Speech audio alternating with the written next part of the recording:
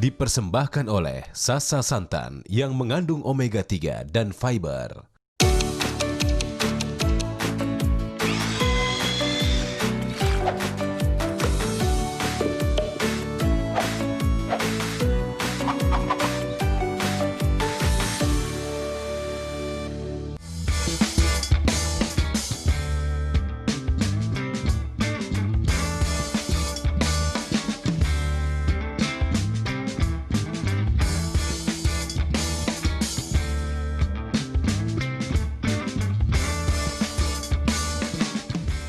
Halo healthy people, wah sorry banget nih gue menyapa kalian dengan makan sate kambing. Sebenarnya sih gue pengen makan banget di tempat langsung, tapi demi menerapkan protokol kesehatan jadi amannya gue makan di mobil aja. Jadi maaf nih ya, gue makan dulu.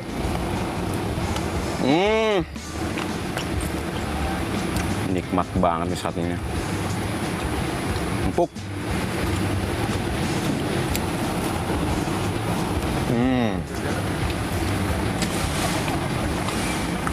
Habis berapa sate nih? Wah, udah 5 gua.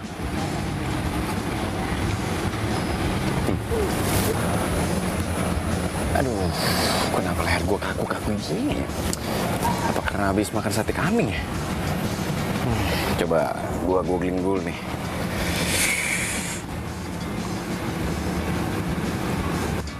Waduh, kok gejalanya mirip sama kolesterol gini ya? Oh iya, gue hari ini kan janjian sama Dokter Febri ya. Apa gue telepon dulu aja deh. Gue video call Dokter Febri. Gue mau nanya, sekarang posisi di mana dia? Halo. Halo Dokter Febri, apa kabar? Ya, halo Dion. Halo, baik Bu Dok. Bu Dok, nih enaknya manggilnya apa nih? Bu Dokter, Dokter Febri, atau apa nih enaknya nih? Terserah, boleh aja, Febri boleh, tapi jangan pakai Bu. Oh yaudah, Kak Febri aja ya, biar santai ya. Kak Febri. Posisi di mana Kak Febri? Kita janjian kan? Jadi ketemuan kan? Iya. Iya, boleh. Kak, ini habis makan sate kambing, leher pegel-pegel kaku gitu. Ini emang gejalanya kayak kolesterol gitu ya? Sama nggak sih? Belum tentu. Baca di mana itu? Di artikel tadi sempat googling gitu. Makanya artikel harus difilter juga. Oh gitu. Nah, boleh nanti kita ngobrolin nih, apakah memang gejala habis makan sate kambing, leher kaku-kaku gini, apakah sama dengan kolesterol gitu ya, sama Kak Febri ya? Oke, boleh. Nah, oke, see you soon ya Kak Febri. Ketemu langsung nanti di lokasi ya. Pas banget nih punya temen dokter, emang enak bisa langsung nanya gejala kolesterol. Nah, gue mau bikin IG stories buat healthy people. Halo teman-teman healthy people. Nah, gue hari ini tuh janjian sama Dokter Febri mau ngobrolin tentang kolesterol. Tadi kebetulan gue habis makan sate kambing dan leher gue nih kaku-kaku. Gue mau mengkonfirmasi apakah memang sama gejalanya dengan kolesterol itu. Nah, buat teman-teman yang punya pengalaman yang sama, boleh nih nanya-nanya langsung sama Dokter Febri. Apakah memang habis makan sate kambing itu gejalanya sama atau enggak, ataupun tentang kolesterol yang lainnya bisa komen di stories gue ini ya. Oke, sampai ketemu lagi nanti healthy people. Kolesterol sangat dibutuhkan oleh tubuh kita, diproduksi oleh organ hati. Kolesterol membentuk sel-sel sehat, memproduksi sejumlah hormon, dan menghasilkan vitamin D. Namun, jika kadar kolesterol terlalu tinggi, maka akan menyebabkan masalah serius yang menumpuk di dalam aliran darah kita. Tak hanya orang dewasa, kini kolesterol banyak menyerang remaja usia 20-30 tahun ke atas. Kadar kolesterol yang berlebihan perlu ditangani. Apabila dibiarkan, kolesterol tinggi yang berbahaya ini akan menumpuk di dinding pembuluh darah arteri dan membentuk plak, sehingga membuat arteri menyempit. Kondisi ini disebut dengan aterosklerosis. Kadar kolesterol tinggi dapat dipicu dengan gaya hidup yang tidak sehat, penyakit yang diderita, dan keturunan. Ada beberapa cara efektif yang bisa dilakukan untuk menurunkan kadar kolesterol dalam tubuh. Mulai dari berolahraga 30 menit dalam sehari, diet sehat yang menghindari makanan yang digoreng, dan juga mengkonsumsi obat dan suplemen. Hingga kini, masih banyak dari kita yang kurang peduli dengan kadar kolesterol dalam tubuh. Hal ini yang menyebabkan komplikasi serius serta jantung dan stroke.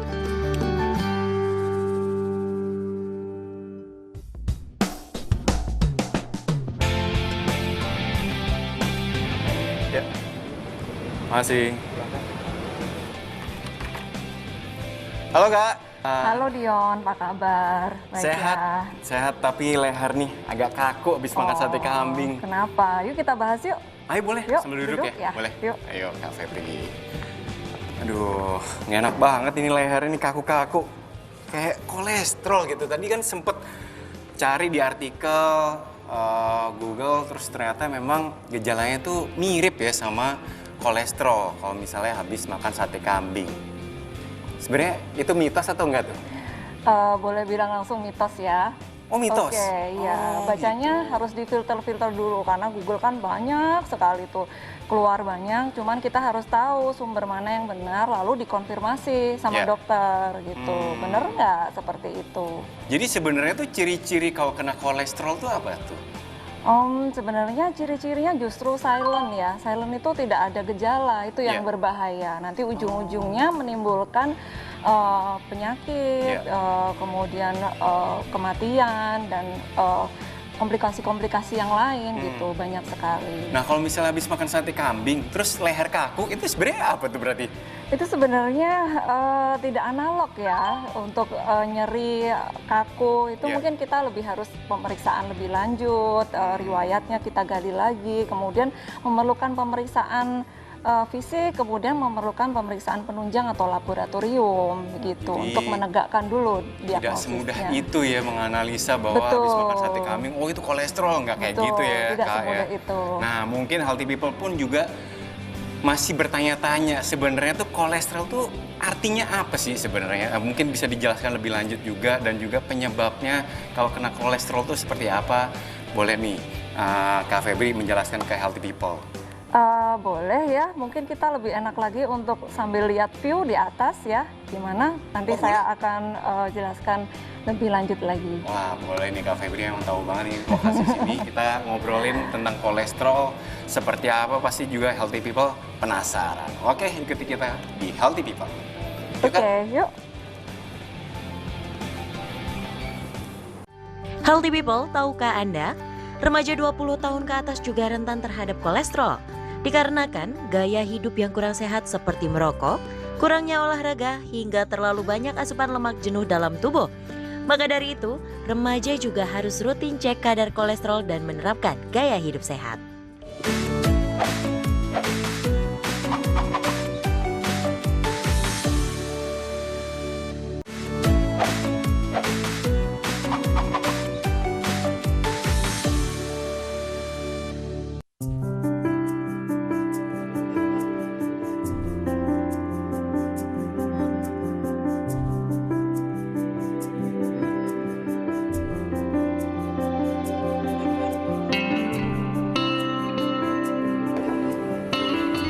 Nah, ngobrol di sini kan lebih enak Iya nih. nih. Nih, Kak. Gimana? Enaknya ngobrol sambil minum dulu kali ya. Oh, jangan khawatir, udah dipesenin nih, udah Udah? siap. Mango coconut smoothies. Wah, itu Ya. kasih. Nah, ini udah datang nih. Wah. Terima kasih, Mbak. Terima kasih. Oke, jadi sebenarnya apa sih kolesterol itu? Jadi ini ya, kolesterol itu sebenarnya adalah lemak ya. Jadi di dalam nutrisi untuk tubuh kita itu kan ada karbohidrat, Yeah. oke, protein, kemudian lemak. Ini Yeah. zat-zat makro atau zat-zat yang paling penting yang akan masuk ke dalam tubuh kita, kemudian menghasilkan energi, Betul. dibuat untuk kebutuhan sehari-hari. Nah, lemak ini dia ada namanya kolesterol. Nah, kolesterol ini macam-macam. Kalau kita cek di laboratorium tuh biasanya yang udah pernah check up ada kolesterol total, kemudian kolesterol LDL, Yeah. low density lipoprotein, kemudian HDL, high density lipoprotein, dan triglycerid. Itu macam-macam sebenarnya, tidak semudah oh ini kolesterol nih gitu. Harus diketahui dulu riwayatnya, ada faktor keturunan tidak, kemudian ada faktor-faktor lain yang menyebabkan metabolisme atau proses masak-memasak kolesterol yang tidak normal di dalam tubuh itu. Jadi memang kompleks ya. Jadi Kompleks. kolesterol itu ada LDL, HDL, triglycerid ya. Triglycerid. Trigliserid. Trigliserid. Oh iya Oke. itu. Jadi memang kalau ada istilah juga kolesterol baik, kolesterol jahat gitu ya. Betul, iya. Oh. Jadi analoginya kalau LDL itu adalah kan dia low density lipoprotein. Jadi dia adalah kolesterol yang jenuh atau kolesterol yang jahat. Jadi dia tidak bisa keluar, dia bersirkulasi di pembuluh darah. Jadi tubuh kita ini kan ada jantung, pompa, kemudian selanjutnya dari pompa jantung ini ada pipanya dong, pipa pembuluh darah untuk menyalurkan nutrisi-nutrisi ini ke seluruh tubuh. Nah, di dalam pipa inilah si kolesterol LDL ini dia bersirkulasi, tidak bisa keluar dan dia membuat plak atau tempelan-tempelan di pembuluh darahnya. Jadi kalau diameternya begini dia nempel-nempel jadi plak gitu. Pasti nih teman-teman healthy people pun juga penasaran nih, apa sih yang menyebabkan kolesterol si LDL itu menjadi plak-plak itu yang akhirnya menjadi penyakit yang kompleks gitu kan? Iya, jadi prosesnya memang begitu. Kalau LDL ini dia cenderung karena dia jenuh, jadi cenderung dia nempel di pembuluh darah dan akhirnya menyebabkan penyumbatan. Nah, nanti pada akhirnya ceritanya sumbatan ini tergantung di mana, bisa di kepala, di pembuluh darah yang di otak, di kepala, bisa jadi penyakit stroke. Begitu. Kalau di jantung jadinya penyakit jantung koroner, ya kan, yang menyebabkan kematian mendadak itu. Kemudian kalau di ginjal juga bisa jadi penyakit ginjal yang akut atau kronis gitu bisa. Sampai di pembuluh darah yang kecil-kecil yang di tepi. Misalnya di pembuluh darah kaki, ada tuh orang yang sering nyeri di kakinya, terus kadang-kadang hitam atau kebiruan. Itu karena sumbatan pembuluh darah itu. Jadi suka-suka dia nih mau nyumbat di mana. Begitu. Berarti memang dari kolesterol jahat ini pun juga bisa menyebar menjadi penyakit-penyakit yang ekstrim juga tuh ya. Kita istilahnya kalau dokter bilang istilahnya cardiovascular disease. Jadi penyakit kardiovaskular jadi jantung dan pembuluh darah. Nanti tinggal titiknya di mana nih yang kena, bisa jadi stroke, bisa jadi penyakit jantung, ginjal dan tadi arteri yang tepi. Dan penyakit kardiovaskular ini sampai saat ini apalagi dari tahun 2000 ke belakang masih merupakan penyebab kematian dan kesakitan yang tertinggi di seluruh dunia. Iya, jadi masih merupakan penyebab kematian tertinggi. Aduh, ini jadi inget-inget nih Kak. Kan aku nih suka banget sama makanan bersantan nih ya. Iya. Nasi Padang, gulai, siapa sih yang gak suka ya kan? Ini kan kadang-kadang kepikir nih makan kebanyakan yang mengandung santan ini takut kolesterol tinggi. Nanti jadi yang penyakit-penyakit seperti yang tadi Kak Febri udah jelasin tadi. Bener gak sih itu? Iya, jadi penyebab gangguan metabolisme kolesterol sehingga kolesterol cenderung tertumpuk ya di dalam tubuh. Antara lain satu memang genetically. Jadi memang di dalam tubuh kita memang ada yang tidak mudah lagi. Buat teman-teman healthy people pun juga yang memang umurnya masih 20-an, 30-an, jangan menyombongkan diri bahwa saya bebas kolesterol, penyakit jantung tuh nggak ada. Nggak gitu ya. Masih bisa ditelaah dari masalah keturunan. Tahun, dari 20 tahun sampai 39 harus sudah mulai dilakukan asesmen tuh pemeriksaan, ada nggak nih riwayat atau faktor resiko dan berapa kadar kolesterol. Kalau memang tinggi harus diobati. Nah, ini kan kayak tadi awal aku juga punya mitos bahwa makan sate kambing bisa leher kaku dan lain-lain. Ini kan mitos-mitos ini sangat banyak banget beredar nih. Nah, sebenarnya fakta-fakta untuk masalah kolesterol tuh apa sih yang mungkin bisa dijelaskan ke healthy people ini? Iya, jadi kita kan memang dibanjiri oleh informasi ya. Buka Google sedikit sudah banjir banyak sekali. Iya, jadi yang begini begitu, belum lagi suplemen, herbal atau segala macam untuk menurunkan kolesterol. Jadi pada intinya jangan mudah percaya oleh mitos. Kemudian harus semuanya kita harus lihat sumbernya mana yang valid dan tidak gitu, dikonfirmasi kebenarannya. Kalau tidak kita sendiri yang akan merugi ya. Jadi untuk kolesterol ya itu tadi sudah saya sampaikan, kita pilih-pilih kolesterol mana yang baik, kolesterol mana yang harus dihindari, kemudian kita seimbangkan juga asupan nutrisinya. Jangan terlalu tidak suka ini, tidak terlalu suka itu. Jadi harus seimbang karbohidrat, protein, lemak, kemudian juga diimbangi dengan exercise. Olahraga. Gitu. Iya, olahraga. Ini buat teman-teman healthy people pun juga udah jelas nih dari penjelasannya Kak Febri. Tadi udah menjelaskan apakah itu mitos-mitos itu menjadi fakta. Ternyata tidak, semuanya sudah dijelaskan dengan teori. Mungkin Kak Febri nih untuk terakhir ke teman-teman Healthy People bisa dikasih dong tips nih di era pandemi seperti ini kan untuk menjaga kesehatan, imunitas, khususnya untuk masalah kolesterol nih. Mungkin bisa disampaikan ke teman-teman Healthy People. Ya. Jadi saya ulang lagi ya. Jadi kalau asupan itu harus seimbang ya. Satu, lihat berat badan kita. Ya, berat badannya sudah cukup, ideal, kurang atau berlebih. Kalau kurang atau berlebih tentunya kita kembalikan harus kembali pengen ke berat badan ideal. Nah, dari berat badan ideal nanti kita sebenarnya ada hitungan berapa kebutuhan kalori kita sehari-hari. Jadi kebutuhan kalori atau energi ini kan harus sesuai, mana yang masuk, mana yang keluar. Kalau tidak sesuai nanti akan jadi malnutrisi, bisa berlebih atau kurang. Jadi harus seimbang. Nah, pilih-pilih makanan tadi, satu, kalau saya mutlak harus bersih. Ya, bersih, matang, kemudian yang bergizi tinggi. Kita harus pilih-pilih lagi, benar tidak yang kita makan ini cukup bergizi. Kalau tidak ya sudah tinggalkan gitu. Jadi sebaiknya makanan rumah ya berarti iya, bersih. Intinya harus bersih dulu, kemudian jadwalnya juga jadwal yang rutin, kemudian jenisnya juga jenis yang baik kita pilih-pilih lagi.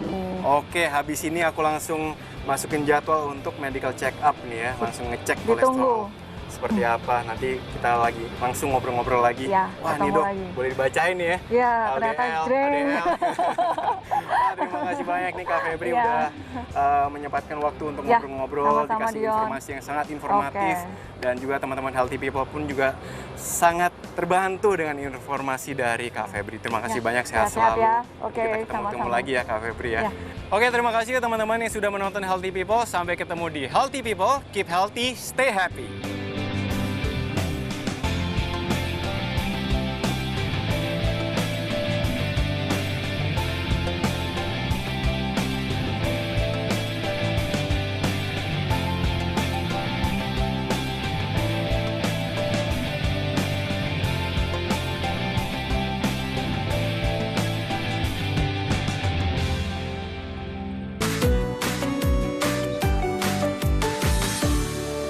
Dipersembahkan oleh Sasa Santan yang mengandung omega 3 dan fiber.